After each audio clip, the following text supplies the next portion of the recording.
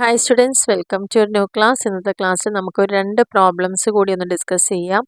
അപ്പോൾ അതിന് മുന്നായിട്ട് ആദ്യമായിട്ടാണ് ഈ വീഡിയോ കാണുന്നതെങ്കിൽ തീർച്ചയായിട്ടും ഇതിന് മുന്നേ നമ്മൾ അപ്ലോഡ് ചെയ്ത വീഡിയോസ് നിർബന്ധമായിട്ട് എല്ലാവരും കാണുക. കാരണം അതിലാണ് നമ്മുടെ ബേസിക് ആയിട്ടുള്ള കുറേ പോയിന്റുകൾ പറഞ്ഞിരിക്കുന്നത്. അപ്പോൾ ആ ഒരു കാര്യം, ആ ഒരു തിയറി പാർട്ട് കൃത്യമായിട്ട് മനസ്സിലാക്കി അല്ലെങ്കിൽ പഠിച്ച ഒരാൾക്ക് മാത്രമാണ് ഈ ഒരു വീഡിയോ കാണുമ്പോൾ മനസ്സിലാവത്തുള്ളൂ. അപ്പോൾ അതുകൊണ്ട് ആദ്യമായിട്ട് ഇത് കാണുന്ന ആൾക്കാരാണെന്ന് വെച്ചാൽ തീർച്ചയായിട്ടും മുന്നുള്ള വീഡിയോസ് കണ്ടിട്ട് വേണം ഈ ഒരു വീഡിയോസ് കാണാൻ വേണ്ടിയിട്ട്. ഓക്കെ, കാരണം കുറേ തിയറി പോർഷൻ നമുക്കവിടെ കംപ്ലീറ്റ് ആയിട്ടുണ്ട്, അതുകൊണ്ടാണ് ഇങ്ങനെ പറയുന്നത്. ഇനിയൊരു പ്രോബ്ലം നമുക്ക് നോക്കാം. On 1st April 2023 the written down value of A block of assets comprising 10 machines is 12,50,000. A new machine is acquired on 15th December 2023 for 2 lakh. On 24th January 2024, the old machines were sold on rupees 50,000. Determine the amount of depreciation and written down value on 1/4/2024.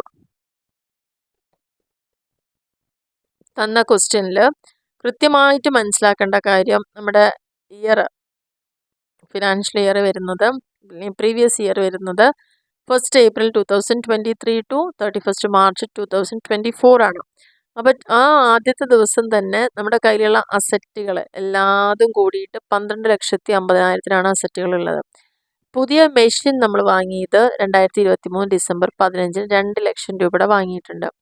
ജനുവരി 24 നമ്മുടെ കയ്യിലുള്ള ഒരു old machine 50,000 രൂപയ്ക്ക് കൊടുത്തിട്ടുണ്ട്. നമ്മളോട് പറഞ്ഞിരിക്കുന്നത് determine the amount of depreciation, എത്ര രൂപയാണ് depreciation ആയിട്ട് വന്നിരിക്കുന്നത്. ഇനി പുതിയ വർഷം സ്റ്റാർട്ട് ചെയ്യുമ്പോൾ 1/4 എത്ര രൂപയുടെ മെഷീനറി നമ്മുടെ കയ്യിലുണ്ട് എന്നുള്ളതാണ് കണക്കാക്കാൻ പറഞ്ഞിരിക്കുന്നത്. അപ്പോൾ ആദ്യം നമ്മൾ ചെയ്യുന്നത് എന്താണ്, 1/4/2003 സ്റ്റാർട്ടിങ്ങിൽ എത്ര രൂപയുടെ മെഷീനറി ഉണ്ട് അത് നമ്മൾ എഴുതി, 12,50,000. ഇനി നമ്മൾ വാങ്ങിയ മെഷീനറി, അതായത് 2 ലക്ഷം രൂപയ്ക്ക് 15 ഡിസംബറിന് നമ്മൾ 2 ലക്ഷത്തിന് മെഷീനറി വാങ്ങിയിട്ടുണ്ട് ആ ഒരു വർഷം. അപ്പോൾ നമ്മുടെ കയ്യിൽ എത്ര മെഷീനറി ആയി, 14,50,000 മെഷീനറി ഇപ്പോൾ നമ്മുടെ കയ്യിലുണ്ട്. അതിനുശേഷം ജാനുവരിയിൽ 50,000 രൂപയുടെ മെഷീനറി വിറ്റിട്ടുണ്ട്. അപ്പോൾ ആ 14,50,000 നിന്ന് 50,000 രൂപയുടെ മെഷീനറി കൊടുത്തു. ഇപ്പോൾ ബാലൻസ് നമ്മുടെ കയ്യിലുള്ളത് എത്ര മാത്രമേ ഉള്ളൂ, 14 ലക്ഷത്തിൻ്റെ അസറ്റ് അല്ലെങ്കിൽ ഈ ബ്ലോക്ക് ഓഫ് അസറ്റ് മാത്രമാണ് നമ്മുടെ കയ്യിൽ ഇപ്പോൾ നിലവിലുള്ളത്. ഇനി ഇതിനെ എങ്ങനെയാണ് ഡിപ്രീസിയേഷൻ ചാർജ് ചെയ്യേണ്ടത് എന്നുള്ളതാണ് ഇവിടെ പറഞ്ഞിരിക്കുന്നത്. 12,50,000 ഡേറ്റ് നമുക്കറിയില്ല, നമുക്ക് ക്വസ്റ്റ്യൻ തരുമ്പോൾ തന്നെ ഉള്ള ഓൾറെഡി ആ കമ്പനിയിലുള്ള മെഷീനറിയാണ് അല്ലെങ്കിൽ അസറ്റാണ്. അപ്പോൾ അതിന് നമ്മൾ പ്രത്യേകിച്ചൊന്നും ചെയ്യുന്നില്ല. പകരം നമ്മൾ ചെയ്യുന്നത് ആദ്യം പുതിയതായിട്ട് വാങ്ങിയ മെഷീനറി എടുക്കുക. 2 ലക്ഷത്തിന് നമ്മൾ ഡിസംബർ 15 വാങ്ങിയിരിക്കുന്നത്. ഡിസംബർ 15 വാങ്ങിയ സ്ഥിതിക്ക് 180 ദിവസത്തിൽ താഴെയാണ് ഈ ഒരു ഇയർ കഴിയുമ്പോൾ അതിനായിട്ടുള്ളൂ. കാരണം 15 ഡിസംബർ ജനുവരി ഫെബ്രുവരി മാർച്ച് 30 60 90 ഏകദേശം 90 ഒരു 110 120 ദിവസം മാത്രമേ ആവുന്നുള്ളൂ. അപ്പോൾ അതുകൊണ്ട് ഈ 2 ലക്ഷത്തിൻ്റെ മെഷീനറിക്ക് നമുക്ക് ഡിപ്രീസിയേഷൻ എത്രയും ചാർജ് ചെയ്യാൻ പറ്റുള്ളൂ, 15% മെഷീനറി ഡിപ്രീസിയേഷൻ. അപ്പോൾ നമ്മൾ പകുതി മാത്രമേ അവിടെ ചാർജ് ചെയ്യുന്നുള്ളൂ. ദാറ്റ് ഈസ് 2 ലാഖിൻ്റെ 7.5% മാത്രമാണ് 180 ദിവസം ആവാത്തത് കൊണ്ട് നമുക്ക് ചാർജ് ചെയ്യേണ്ടതുള്ളൂ. അപ്പോൾ 15,000 രൂപയാണ് അതിന് വരുന്നത്. ഇനി ഇവിടെ ശ്രദ്ധിക്കേണ്ട കാര്യം, ഈ 2 ലക്ഷത്തിൻ്റെ അസറ്റ് അല്ലെങ്കിൽ മെഷീനറി ഉള്ളതിനാണ് നമ്മൾ 15,000 ഡിപ്രീസിയേഷൻ കണക്കാക്കിയത്. അപ്പോൾ ബാക്കി ഉള്ളത് എത്രയാണ്, 12 ലക്ഷത്തിൻ്റെ മാത്രമാണ് ഇനി നിലവിലുള്ളത് നമ്മുടെ കയ്യിൽ. കാരണം 50,000 ഓൾറെഡി സോൾഡ് ചെയ്തിട്ടുണ്ട്. അപ്പോൾ 12 ലക്ഷത്തിന് അത് നമ്മൾ ഫുൾ ഡിപ്രീസിയേഷൻ കൊടുക്കാം, കാരണം അതൊക്കെ 180 ഡേയ്സിന് മുകളിലാണ് വരുന്നത്. 15% നമ്മൾ ഈ 12 ലക്ഷത്തിൻ്റെ മുകളിൽ കാണുമ്പോൾ 1,80,000 ഡിപ്രീസിയേഷൻ വരുന്നത്. ഇനി ഇതൊന്നും കൂടാതെ നമുക്കറിയാം plant and machinery additional depreciation കൂടി ചാർജ് ചെയ്യണം. അഡീഷണൽ ഡിപ്രീസിയേഷൻ ചാർജ് ചെയ്യുക എന്ന് പറയുമ്പോൾ ഇവിടെ 2 ലക്ഷത്തിനാണ് നമ്മൾ പുതിയ പർച്ചേസ് നടത്തിയിരിക്കുന്നത്. പുതിയ പർച്ചേസ് 2 ലക്ഷത്തിന് നടത്തിയ സ്ഥിതിക്ക് അത് എത്ര ദിവസം ആയിട്ടുള്ളൂ, 180 ആവാത്തത് കൊണ്ടും അഡീഷണൽ ഡിപ്രീസിയേഷൻ പകുതിയെ ചാർജ് ചെയ്യാൻ പറ്റുള്ളൂ. അഡീഷണൽ ഡിപ്രീസിയേഷൻ ഫോർ മെഷീനറി എത്ര പെർസെൻറ്റേജാണ്? 20% ആണ് നമുക്ക് കിട്ടിയിരിക്കുന്നത്. പക്ഷേ ഇവിടെ 10% അതിൻ്റെ പകുതി മാത്രമേ ചാർജ് ചെയ്യാൻ സാധിക്കുള്ളൂ. എന്തുകൊണ്ടാണ്? കാരണം ഇവിടെ ഈ ഡേറ്റ് ആണ് കാരണം. 180 ദിവസം ആവാത്തത് കൊണ്ടാണ് നമ്മൾ പകുതി മാത്രം അഡീഷണൽ ഡിപ്രീസിയേഷനും ചാർജ് ചെയ്യുന്നത്. 2 ലാഖിൻ്റെ 10% 20,000. അപ്പോൾ നമുക്ക് ആകെ ഡിപ്രീസിയേഷനായിട്ട് കിട്ടിയത് എത്ര മാത്രമേ ഉള്ളൂ? 2,15,000.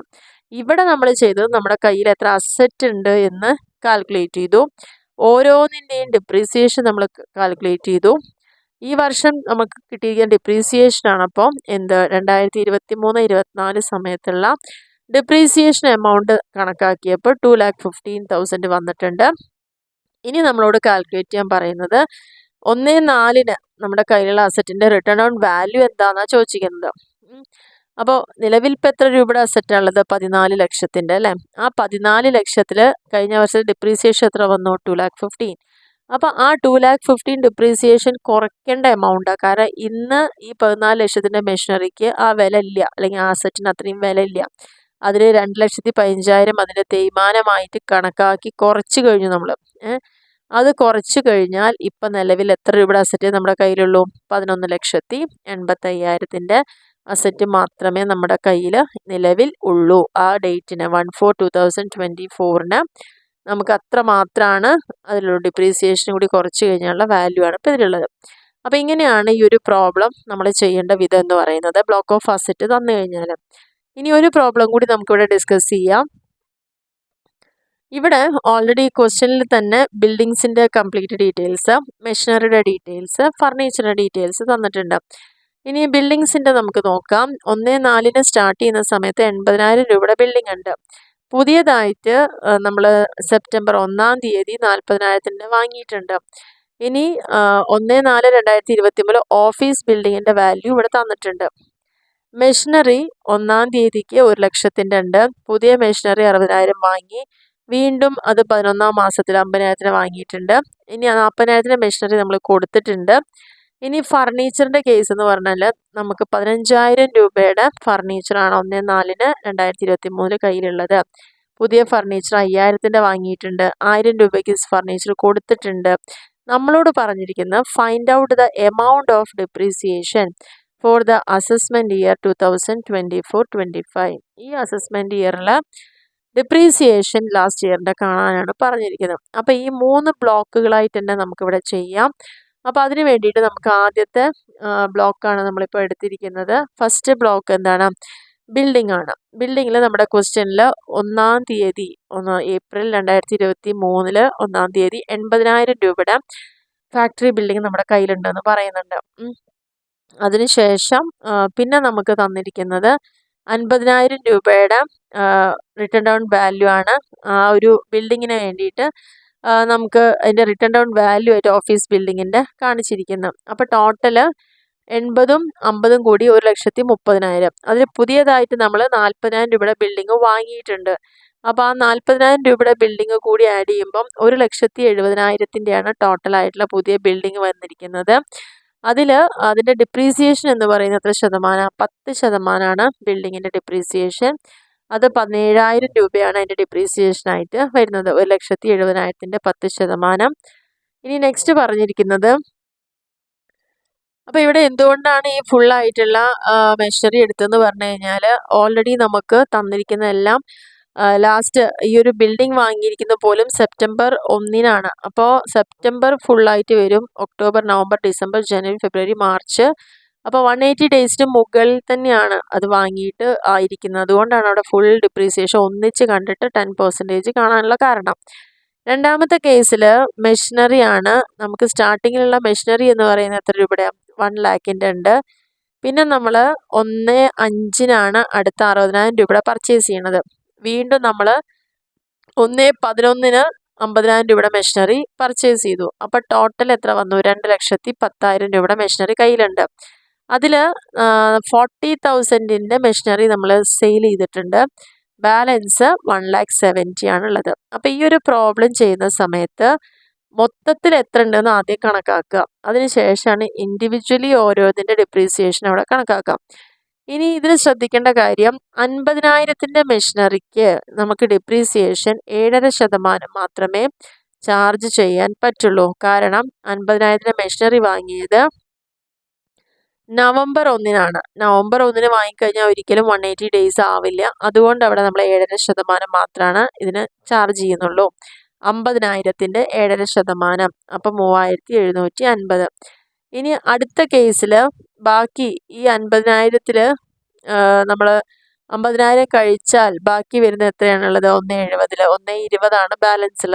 ആ ബാക്കിയുള്ള 1,20-ന് മൊത്തത്തിൽ 15%ആണ് സാധാരണ മെഷീനറിക്കുള്ള ഡിപ്രീസിയേഷൻ എന്ന് പറയുന്നത്. അത് ഫുള്ളായിട്ട് നമുക്ക് ചാർജ് ചെയ്യാവുന്നതാണ്. 1,20-ന് 15%. ഈ 1,20 കിട്ടിയത് ടോട്ടൽ 1,70 അതിൽ 50,000 മാത്രമാണ് ഏറ്റവും ലേറ്റസ്റ്റ് ആയിട്ട് വന്നത്.